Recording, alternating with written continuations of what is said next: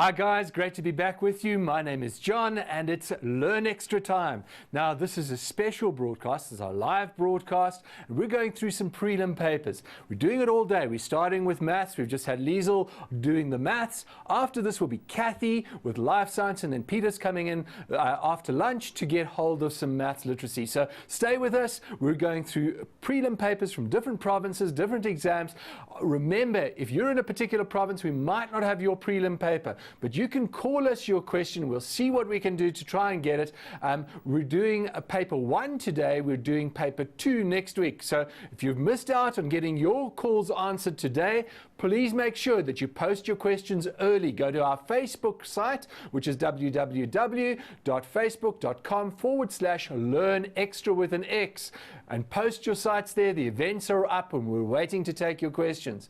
Now, the other way to give us your questions, you can mail us your questions to helpdesk@learnextra.co.za. And even if we don't answer those questions on the show, we will mail you back the solution. We've got teachers standing by to give you the solutions to those questions. Final thing is, very important. You want to speak to me? I'd love to speak to you. Please give us a call. That number to dial, 086 1058 262. Right, now we're going to kick off because we're looking at the prelim paper, paper 1, physics. We haven't done something for a while, and that is to look at the structure of the paper, and we haven't really looked at the short questions. Now you should know that question 1 is usually a very short one-word sort of answer question. I posted these questions that I'm going to look at. They're from the KZN prelim. I posted them on Facebook a few minutes ago. Hope you've had a chance to have a look at them. We're going to go through those, and then I'm going to talk to you about the strategy for answering multiple choice questions as well. So let's get straight into it. We'd love to hear from you. Do participate and let's get going on it. We wish you all the best, obviously. Now, the reason that you might be saying, well, why is he wearing that strange colored t-shirt? Well, I've decided that sport isn't the thing to support. I'm supporting the class of 2011. You're my champions. I'm wearing this for you.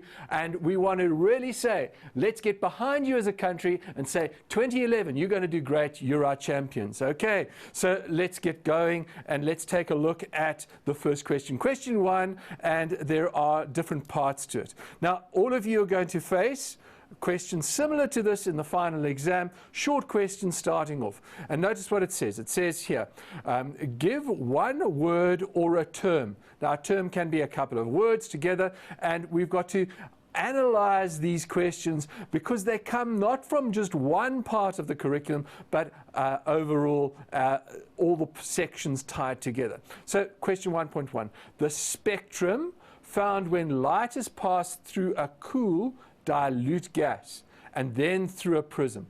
Okay, now you need to remember what's going on here. There are there are 3 types of spectra.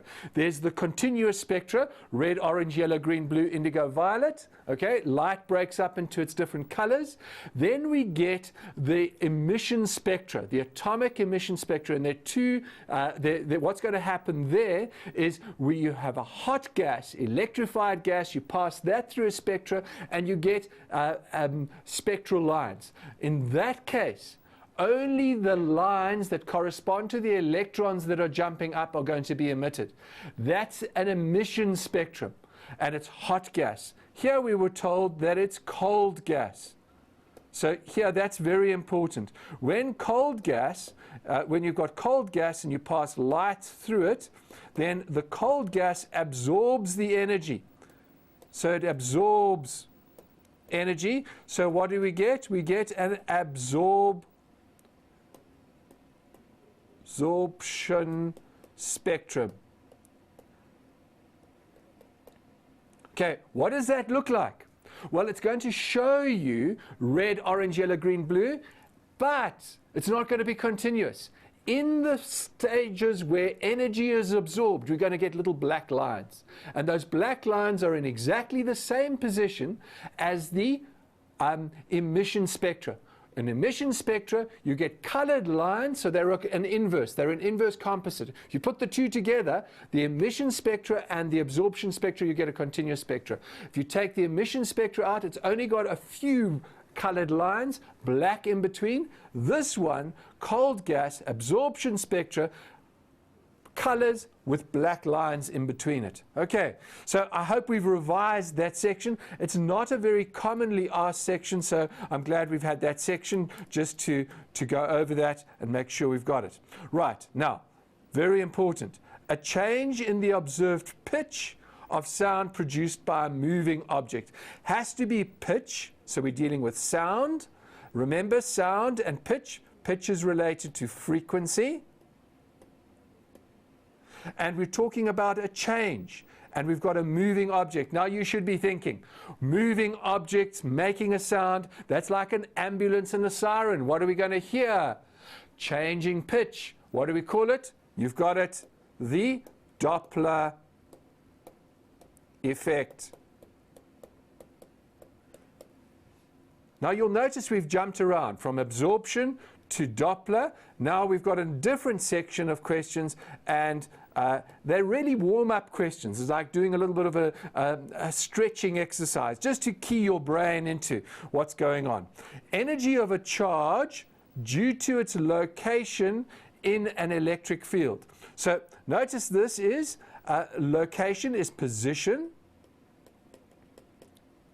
And if we've got energy, what type of energy is due to position in an electric field? Now, let's just be careful about this. There are two types of energy, and we need to be very clear about them. There's kinetic energy, which is energy associated with movement. And then you've got potential energy, which is related to position. Now, we normally talk about potential energy with respect to the gravitational field, and we call it gravitational potential energy.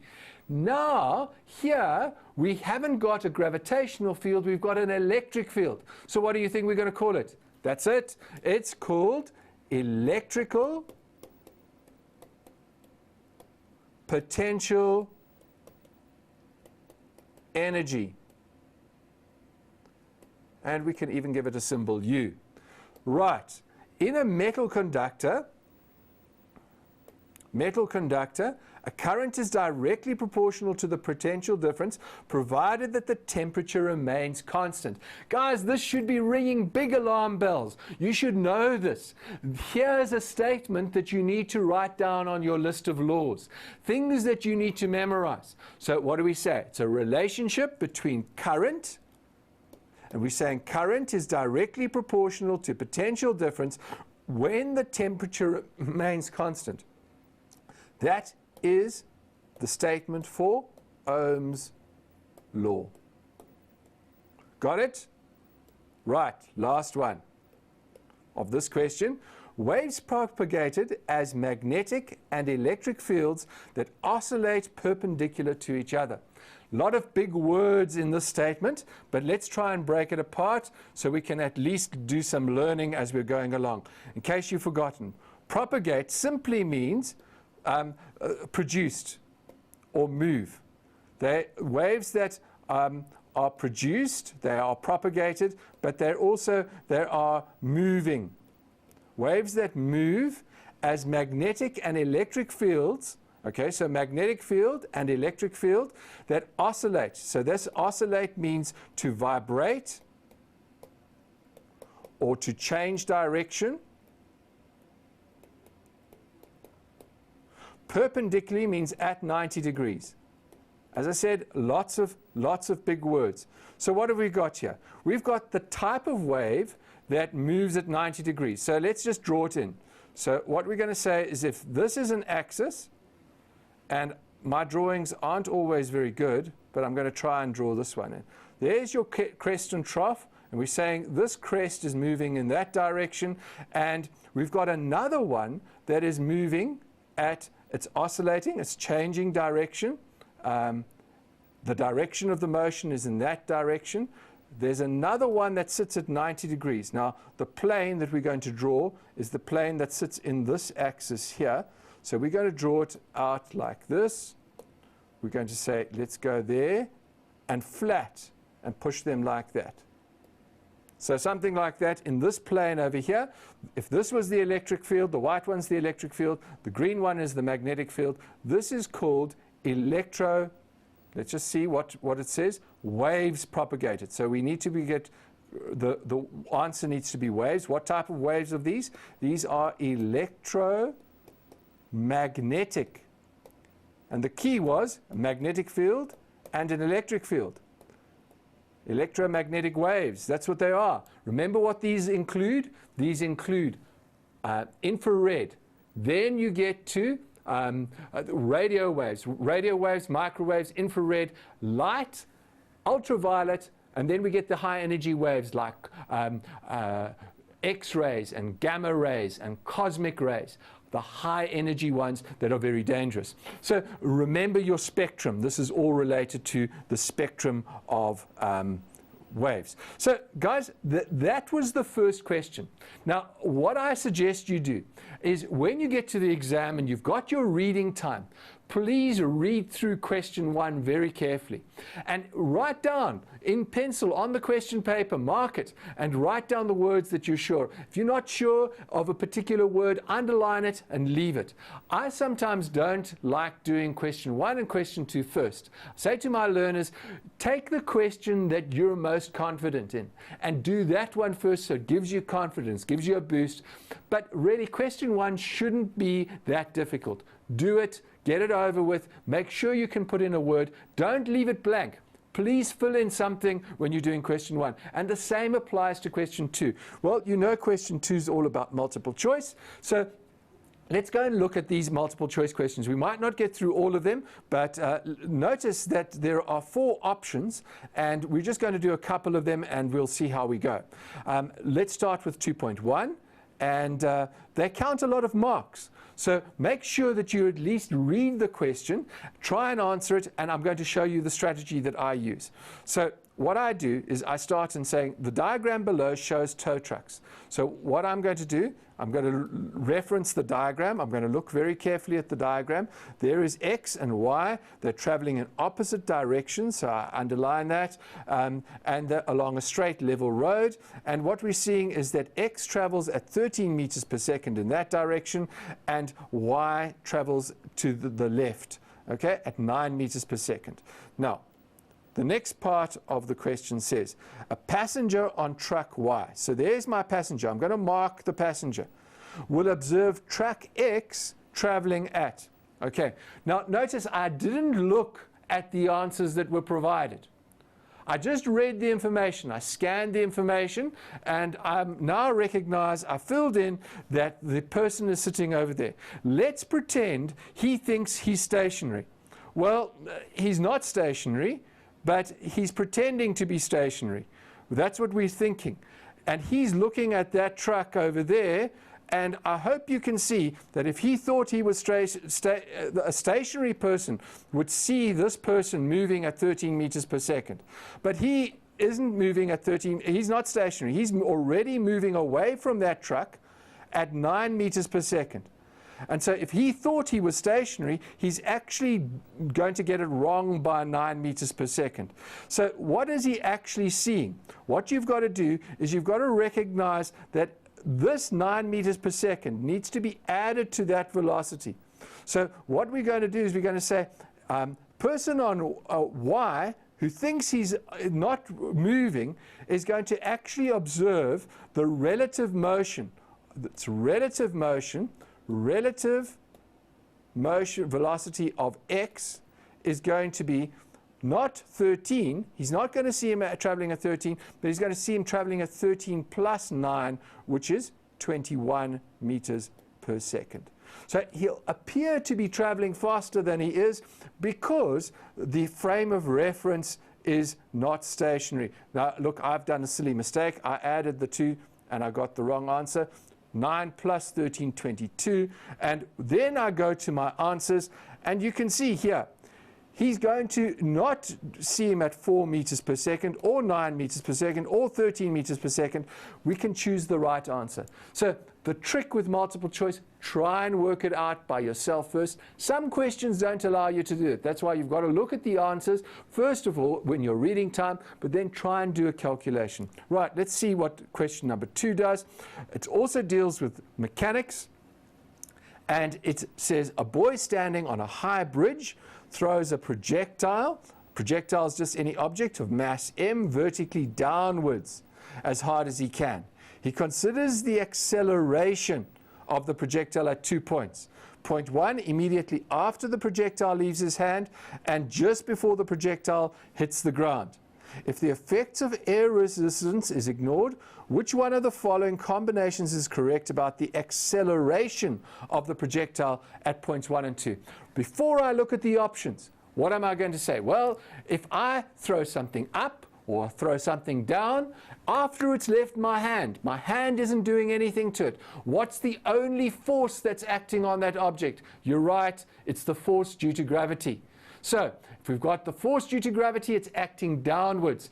We know that in the space around the Earth, there is a gravitational field. And the acceleration due to gravity is constant. It's constant throughout that journey. So after it's left its hand, we know that it's 9,8 meters per second downwards. It will always be that if we ignore friction, air friction, and we know that that's the case in this situation. So now we go and look at the question, and it's straightforward. It pops out at us. We know at point 1 and at point 2, the acceleration due to gravity will be 9,8 meters per second. It's not bigger, it's not smaller. The hand has got nothing to do with it. The object has left the hand. And so it's in the gravitational field. It has to be A as your answer. Okay, let's move on to the next one. Question number 3. And you'll see that we're moving through each of the topics that are related to the physics paper. Let's see if we can get it.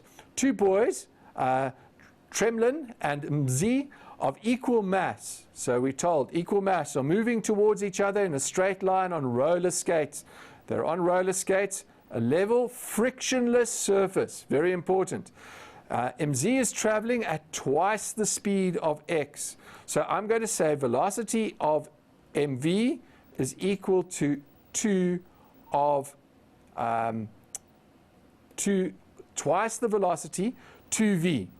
And the velocity of Tremlin is going to be v. Okay, so that's what we've got there. They bump head on into each other. How does the magnitude of the change of momentum of the 2 boys compare? The change in momentum of Tremlin is, okay, so they bump head on and they into each other. So here we go. We are given some options, but let's work out what's happening. So what we recognize is that we've got the mass of the 2 boys was equal. So the momentum of, what was his name? MZ, the momentum, remember, of, we know, let's let's get the principles right and let's sort it out right from the beginning. We're going to say, when we answer this question, we've got to think about the total momentum before has to be equal to the total momentum after. Okay, so what we've got here is the masses were the same, and so we've got the mass of him, which was twice v, plus the mass of the other guy, which was t times v. Now, we know that the total has to be the same at the end. We know that's the case, but have a look. They were traveling. They were moving towards each other. We're not told which direction the one is and the other. So I'm going to take the 2v positive and make this one negative. So let's make that a minus v. And that means that my final momentum is going to be mv. I hope you can see that. So that means that if that's the total momentum after, it doesn't matter what's happened. That was the momentum before. That was before. And we've just simplified it. So this is before. And therefore, it must be the momentum after as well. So what we're recognizing is we don't know whether we can say that they can't both be stationary. So they've changed in some way. If they have the same velocity, let's just say that they have the same velocity, they're going to actually have half the velocity that they had, half v. So we're going to need to look at change in momentum.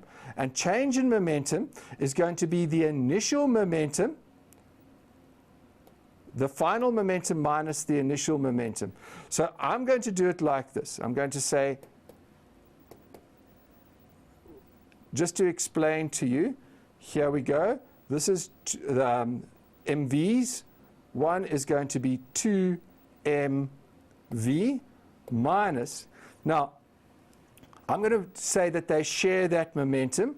I'm going to say his one is half mv, because the other guy has to have the same. And what I'm doing is I'm saying the change, this was this guy, mz, this is mzz, and this is Tremlin. And what are we going to say about him? He started at m minus v, and what we recognize is I've just made it minus a half mv, say that they shared them, because we know that was the total.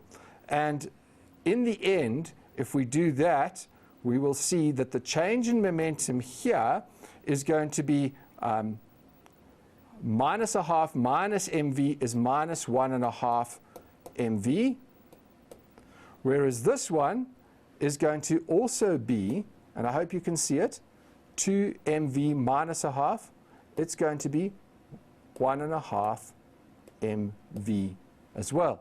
So what can we see? We can see that their magnitudes are the same.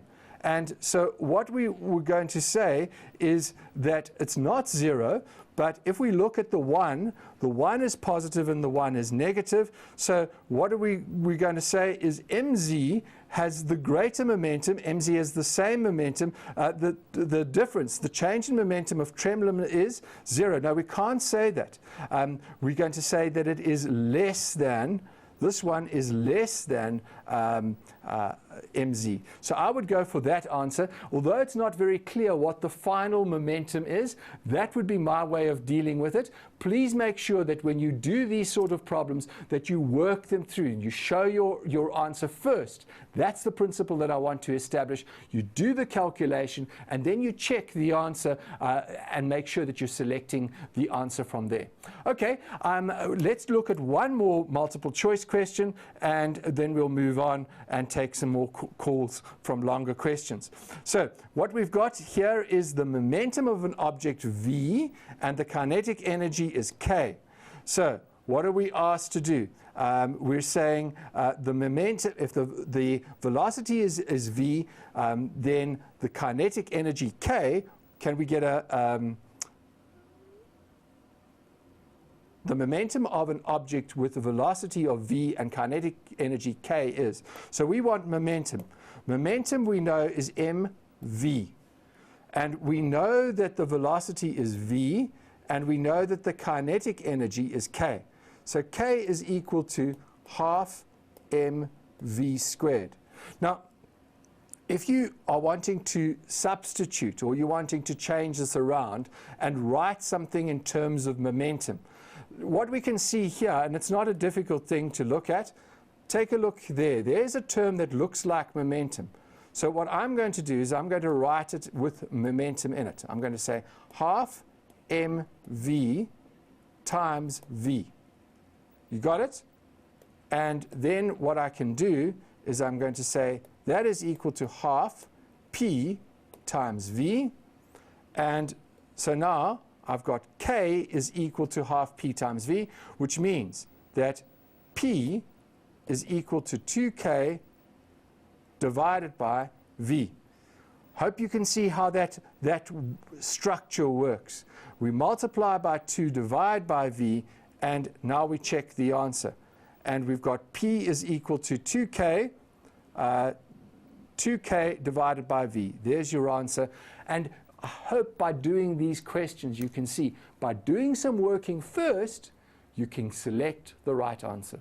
Okay, we need to go to a short ad break, and after this we'll see what questions you've got. Please don't forget, call us 086 1058 262, or you can email us or post your questions on Facebook.